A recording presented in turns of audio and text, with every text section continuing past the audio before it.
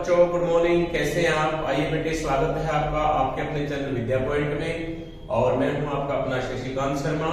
और आज हम सामान्य अनुवाद करने वाले हैं। देखिए, सामान्य अनुवाद की एक वीडियो मैं पहले बना चुका हूं और ये जो थोड़ा सा इसका स्तर हमने बढ़ाया है, उसमें बिल्कुल बेसिक अनुवाद हमने करवाया है। इसमें थोड़ा सा इसको कक्षा 6 से लेकर के कक्षा 10 यानी कक्षा 10वीं तक के बच्चे इसको देख सकते हैं, इसको कर सकते हैं। ये सभी के लिए बड़ी महत्वपूर्ण है। ठीक है, आइए देखिए बेटे, जब भी हम अनुवाद करते हैं तो एक वाक्य में 3 चीजें हम चेक करते हैं: सब्जेक्ट, ऑब्जेक्ट और वर्ब। ठीक है, जब भी अनुवाद करते हैं, हमने पहली वीडियो में केवल सब्जेक्ट और वर्ब लिया था। वह पढ़ता है, वह जाता है, वह लिखता है।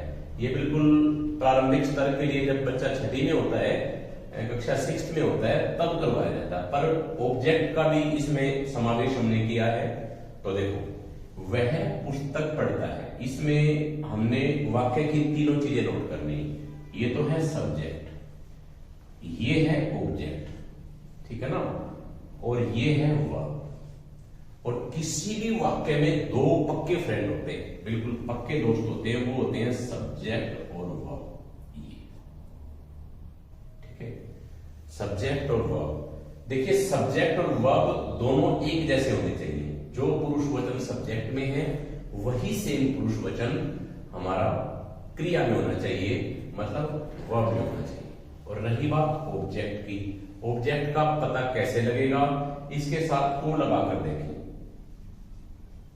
जिसके साथ को लगने से वाक्य की सेंस सही निकलती है, वह हमारा ऑब्जेक्ट होता है। वह पुस्तक पढ़ता है माने वह पुस्तक को पढ़ता है, ठीक है ना। तो हमेशा ऑब्जेक्ट में सेकंड यानी दूसरी विभक्ति लगेगी, ये आपको याद रखना है। ठीक है, सब्जेक्ट में हमेशा पहली लगेगी और प्रथमा विभक्ति सब्जेक्ट में लगेगी, ऑब्जेक्ट में हमेशा द्वितीय लगेगी, और जो वर्ब है ये अकॉर्डिंग टू सब्जेक्ट आएगी। ठीक है ना, ये आपको याद रखना है। देखो, वह पुस्तक पढ़ता है। सबसे पहले जब भी हम अनुवाद करते हैं तो टेंस चेक करते हैं। इसका टेंस चेक करेंगे, क्योंकि टेंस से ही लकार का पता लगता है। अब पढ़ता है प्रेजेंट टेंस है, और प्रेजेंट टेंस के लिए हमारा लट लकार लगता है। ये चीज आपको पहली वीडियो में मैंने बताई थी, जरा इसको अच्छे से देखें।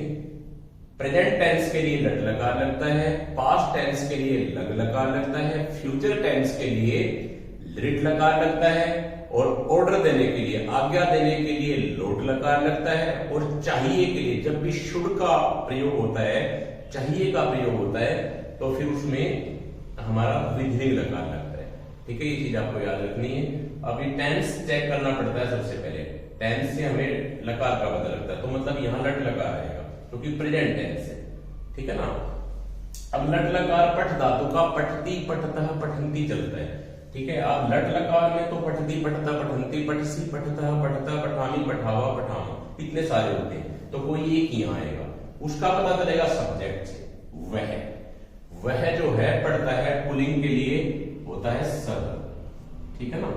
अब ये इसमें हमेशा द्वितीय लगेगी। द्वितीय की पहचान है कि उसके अंत में म हलंत लगा दो। ठीक है, अधिकतर ऐसा ही होता है। तो सह पुस्तकम, सह पुस्तकम। अब सह प्रथम पुरुष का एक वचन है, पढ़ने वाला एक है, तो प्रथम पुरुष का एक वचन आ जाएगा, पठती, सह पुस्तकम पठती, ये हो जाएगा। अब देखो, मान लीजिए यहां पर हम तव लिख देते हैं, क्योंकि सह तव ते ये प्रथम पुरुष होते हैं। प्रथम पुरुष बहुत सारे होते हैं। सह तव ते ये पुल्लिंग के लिए, सा ते ताहा स्त्रीलिंग के लिए। ठीक है ना। मान लीजिए हम यहां तव लिख देते हैं, तव पुस्तकम, तो तव प्रथम पुरुष का द्विवचन हो जाएगा फिर, क्योंकि ये एक वचन, ये द्विवचन, ये बहुवचन। तो द्विवचन में फिर यहां पठती, पठतः हो जाएगा, यहां पर पठतः हो जाएगा। तव पुस्तकम पठतः, इसमें हमेशा द्वितीय ही आएगी, ऑब्जेक्ट में हमेशा द्वितीय आएगी। ठीक है ना। इसका और इसका, यानी कर्ता का और क्रिया का, इनका इससे कोई लेना देना नहीं, कोई फर्क नहीं पड़ेगा। यहां चेंज होगा तो यहां चेंज आएगा, इस पर कोई फर्क नहीं पड़ेगा, ऑब्जेक्ट पर कोई फर्क नहीं पड़ेगा, ये आपको याद रखना है। ठीक है। अब मान लीजिए वह पुस्तक पढ़ेगा, वाक्य ये हो तो वह पुस्तक पढ़ेगा। अब पढ़ेगा यहां आ जाएगा तो टेंस से हो जाएगा, तो फिर फ्यूचर टेंस हो जाएगा और फ्यूचर टेंस के लिए लिरिट लकार लगेगा, ठीक है। और पठ धातु का लिरिट लकार होता है पठिष्यति, पठिष्यतः, पठिष्यन्ति। तो फिर यहां पर सह पुस्तकम पठिष्यति हो जाएगा। क्या हो जाएगा? सह पुस्तकम पठिष्यति हो जाएगा बेटा, ठीक है ना। जैसे राम और सीता जाते हैं या वन जाते हैं। राम और सीता वन जाते हैं, ये वाक्य मैंने आपको बताया था। किसी भी वाक्य को संस्कृत में जब उसका अनुवाद करते हैं, संस्कृत में बदलने के लिए उसकी 3 चीजें नोट करें।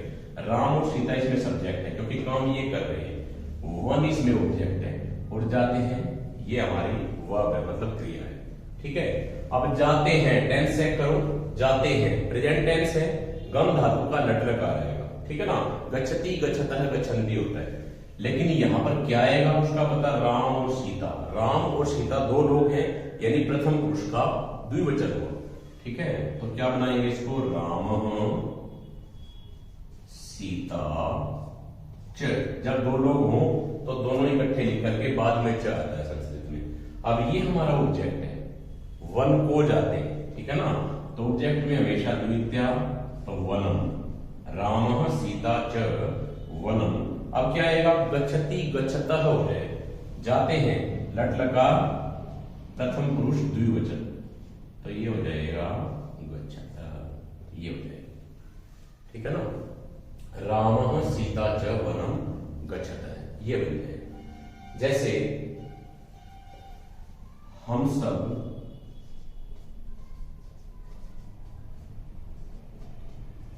गांव गए, हम सब गांव गए, ये है। तो हम सब इसमें सब्जेक्ट है, गांव इसमें ऑब्जेक्ट है, गए इसमें क्रिया है, ठीक है ना, वर्ब है। अब गए पास्ट की बात है, तो हमेशा पास्ट के लिए कौन सा लगता है, लंग लकार लगता है, ठीक है ना बेटा। फ्यूचर के लिए लिरिट लगता है, प्रेजेंट के लिए लट लगता है, पास्ट के लिए लंग लगता है।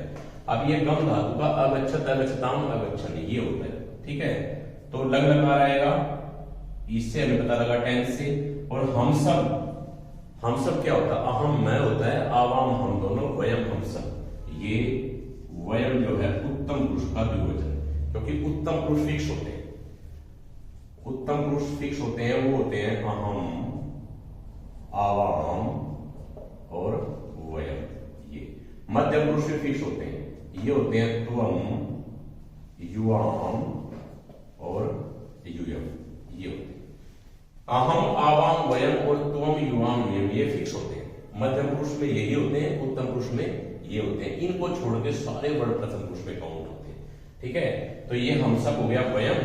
अब गांव को कहते हैं ग्रामम, ग्रामम कहते हैं, पर इसमें द्वितीया है क्योंकि ये ऑब्जेक्ट है, और द्वितीया के लिए मां हलंत लगा दे, वयम ग्रामम।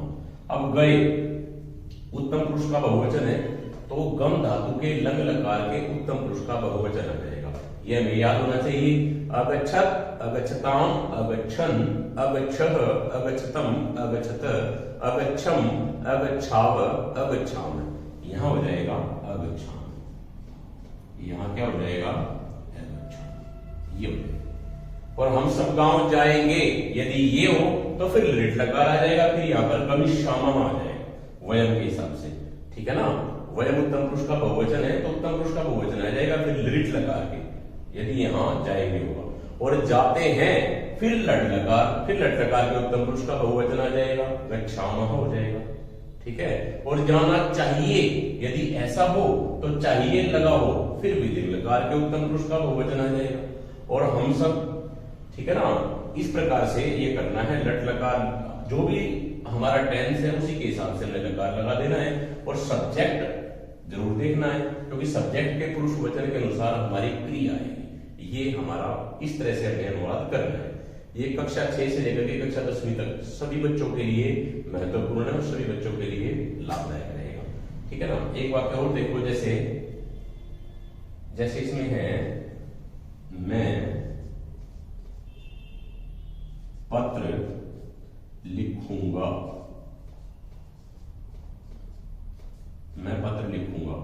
ठीक है। अब इसमें देखो सबसे पहले क्या करोगे आप, लिखूंगा फ्यूचर टेंस है तो लिरिट लकार आएगा, म उत्तम पुरुष का एक वचन है, ये इसमें ऑब्जेक्ट है, तो क्या करोगे, म को लिखोगे अहम, ये पत्र है तो पत्रम, ठीक है।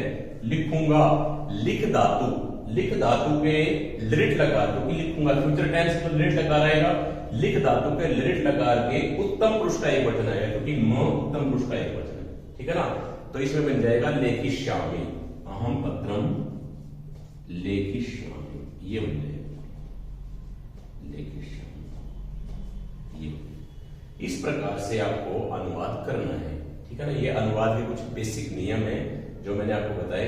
इसी प्रकार से हमारी परीक्षा में पूछा जाता है, ठीक है। आजकल तो कक्षा 9वीं और 10वीं में भी अनुवाद आता है, तो उसमें पूछा जाता है। इस तरीके से आपको अनुवाद करना है। जैसे कई बार वो अव्यय का प्रयोग भी कर देता है जिसमें ऑब्जेक्ट नहीं होता। देखो ऑब्जेक्ट नहीं होता तो फिर हमने सीधा ये हमारा कर्ता और हमारी क्रिया ये दोनों लिख देंगे, वो 6th में पूछा जाता है। पर आगे जैसे जैसे लेवल बढ़ता जाता है वैसे वैसे इसमें चीजें ऐड हो जाती है, ठीक है ना। कुछ अव्यय भी आ जाते हैं, जैसे तुम सब, जैसे एक वाक्य है,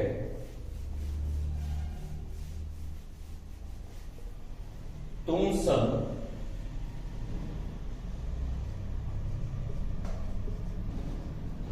कहां जाते हो, कहां जाते हो, वाक्य है, ठीक है। वही रहेगा इसमें, इसमें ऑब्जेक्ट नहीं है, कहां, कहां तो ये इसमें हमारा अव्यय हो गया, पर फिर भी ये तुम सब हमारा सब्जेक्ट हो गया, जाते हो ये हमारी क्रिया हो गई। तुम सब होता है यूयम, क्या होता है यूयम, ये देखो त्वम युवाम यूयम, मध्यम पुरुष का बहुवचन, तो मतलब यहां मध्यम पुरुष का बहुवचन आएगा। कौन से लकार का, जाते हो, लट लकार, प्रेजेंट टेंस है लट लकार का, ठीक है ना। कहां को कहते हैं पुत्र, ठीक है। जाते हो गच्छति गच्छतः गच्छन्ति, गच्छसि गच्छतः गच्छथ, ये हो जाएगा गच्छथ, यूयम पुत्र गच्छथ, ये हो जाएगा। तुम सब कहां जाते हैं, ठीक है। हम सब वहां जाते हैं, एक वाक्य है, हम सब वहां जाते हैं, वहां जाते हैं, वहां भी अव्यय है, ठीक है ना। वहां हो किसी स्थान का नाम हो तो फिर वो मां हलंत लग जाएगा, ठीक है ना। सोनीपत जाते हैं, गांव जाते हैं, दिल्ली जाते हैं तो दिल्ली हो जाएगा, सोनीपत का सोनीपतम हो जाएगा, गांव का ग्रामम हो जाएगा, यहाँ बगीचे में जाते हैं तो उद्यानम हो जाएगा, स्कूल जाते हैं तो विद्यालय हो जाएगा, द्वितीय आ जाएगी। पर वहां तो ये अव्यय है, ठीक है ना, वहां को कहते हैं तत्र, तो हम सब होता है वयम तत्र। अब जाते हैं, वयम उत्तम पुरुष का बहुवचन है, तो गच्छति गच्छतः गच्छन्ति, गच्छसि गच्छतः गच्छथ, गच्छामि गच्छावः गच्छामः, ये हो जाएगा गच्छामः, ठीक। और यदि होता जाएंगे तो फिर लिट लकार आ जाता गमिष्यामः, और गए ये होता तो फिर लंग लकार के उत्तम पुरुष का बहुवचन आ जाता, अगच्छत अगच्छताम अगच्छन्, अगच्छः अगच्छतम अगच्छत, अगच्छम अगच्छावः अगच्छामि, फिर यहाँ अगच्छामः आ जाता, ठीक है। तो इस तरीके से बेटे आपको सामान्य अनुवाद करना है। ये अनुवाद की दूसरी वीडियो हमने बनाई है, इसके बाद अगली वीडियो बनाएंगे, उसमें कुछ और कारक ऐड करेंगे और विभक्तियों को ऐड करेंगे, ठीक है, जो आपके लिए बहुत ही लाभदायक रहेगा, बहुत ही उपयोगी रहेगा। ये कुछ नियम अपने दिमाग में रखने, और वीडियो को शुरू से अंत तक देखने के लिए आपका बहुत बहुत धन्यवाद।